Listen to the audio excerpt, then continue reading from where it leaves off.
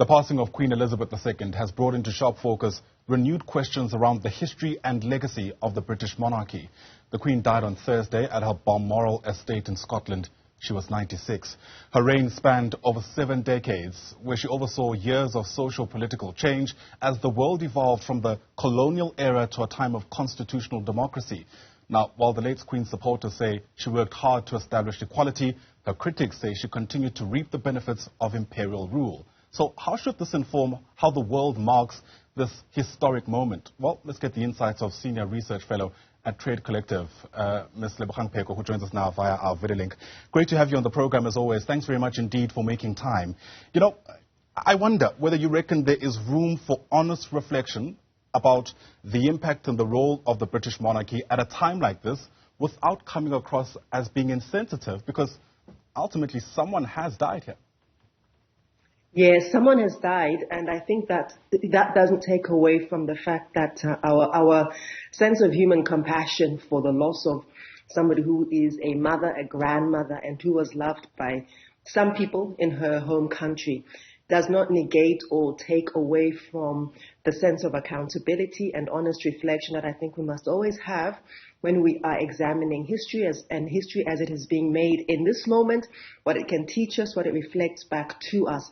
I think it's also important that as African people and as people of the majority world, to always be mindful of the tendency for minority voices, especially those which were part of either oppressing us, to silence us. And there never seems to be a good moment. So it's always either too soon or it's too late, and it's in our history. When is it ever a good moment for us to express ourselves, to express the grief that we feel over the past and its ongoing impacts and legacies in our own current day-to-day circumstances, our lived outcomes, and in our own psyches? Yeah.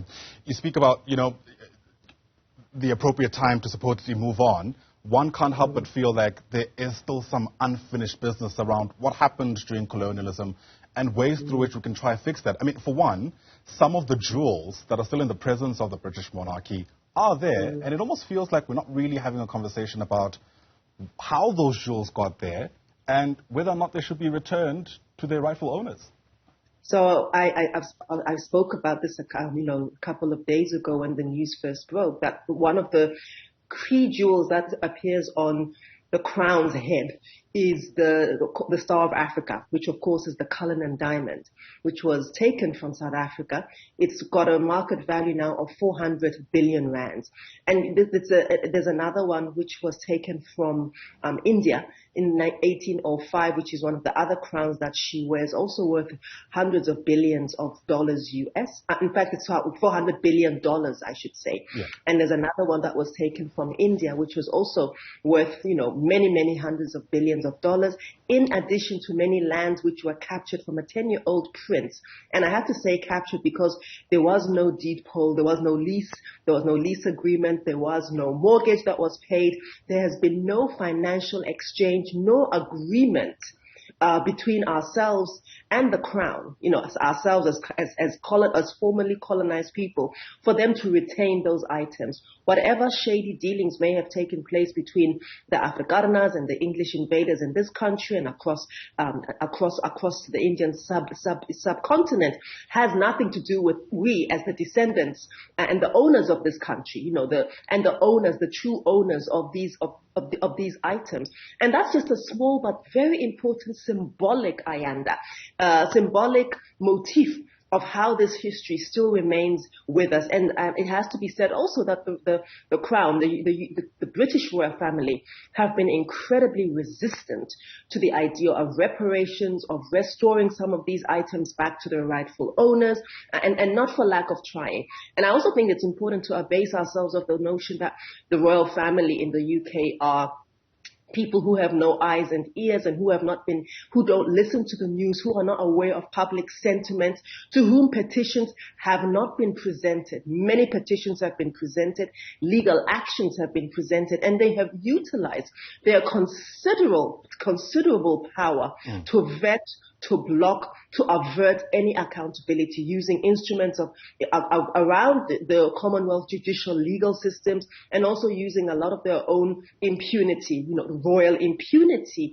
as well, to avert any kind of culpability. And I think that if we're going to have useful conversations, those conversations should include the kind of reckoning that this moment does represent, because the past is clearly still not over. Yeah, absolutely. In fact, we can point to examples of what you've just mentioned. There's, I think, still over a dozen Caribbean nations that are still trying to shake off the shackles of colonialism in the form of this decolonial agenda. I think it's Jamaica that's often cited as an example. It raises It raises interesting questions about what that decolonial agenda ought to look like in 2022, because often when we have this discussion, there's almost this kind of dichotomy that people try to present, that Africa and our way of being was perfect before colonialism happened, but that's also not necessarily accurate, is it?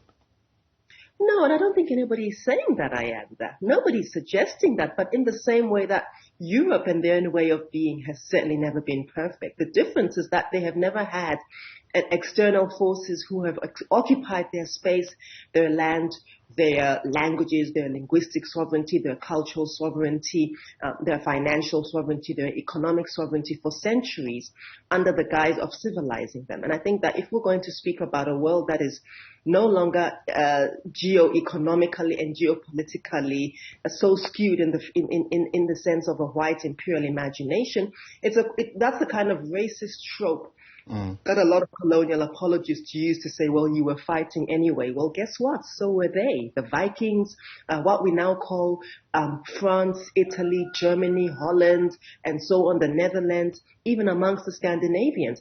I don't know if many people are aware that until as recently as 1910, 1911, but just before the first European war, because the world just gets dragged into these wars, but just before the first so-called World War, Sweden was still occupying Norway. And we always think about the Scandies as having this colony, this very peaceful past, and they don't have a colonial imprint and so on. They, amongst themselves, have had to deal with their own contradictions, often very, very violently. The Vikings were violent powermongers amongst the Scandinavians themselves. So they have had the same contradictions as we have, and yet they didn't have to deal with an external force who then imposed themselves upon them and behaved as a big prefect among them. So that's an absolute, let's just kick that one, blow that one out of the water as really ridiculous. Every society, every nation, every community, even families have their own contradictions. Whose role is it to wrestle with those contradictions, if not the community members themselves? Yeah. And if it is true, in fact, that we were absolutely so beyond hope. This indeed would have been an empty continent by the time the imperialists got here. They got here, they found us thriving. They then extracted millions of some of our strongest sons and daughters into other worlds and trafficked them to go and run this imperial empire. And I think another piece of this, Ayanda, is that there was nothing quaint about the mechanisms and the tools and the instruments of power and that were used in this regard. People's human bodies, and to show that the British royal family also has culpability. There are a couple of things that they are the ones who set the royal charters for all of these voyages. So whether, across Europe, Van Riebeck would have been sponsored by his government. Your Columbuses were sponsored by their government. Cecil B. Rhodes, of course, was sponsored by the British Crown.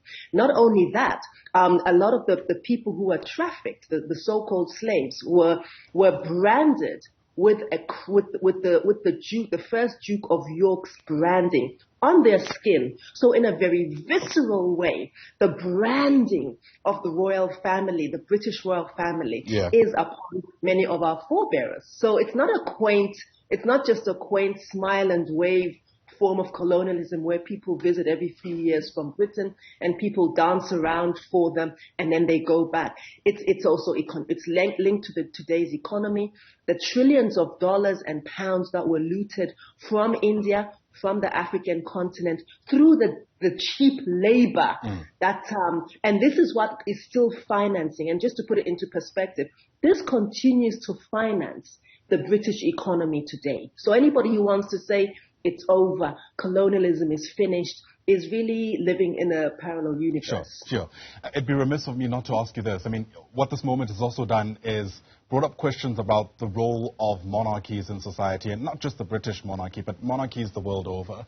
I mean, this idea that in 2022, there are people who are able to enjoy privileges, power, sometimes patronage, by virtue of their birth, doesn't seem to sit right with many who really believe in the tenets of a constitutional democracy.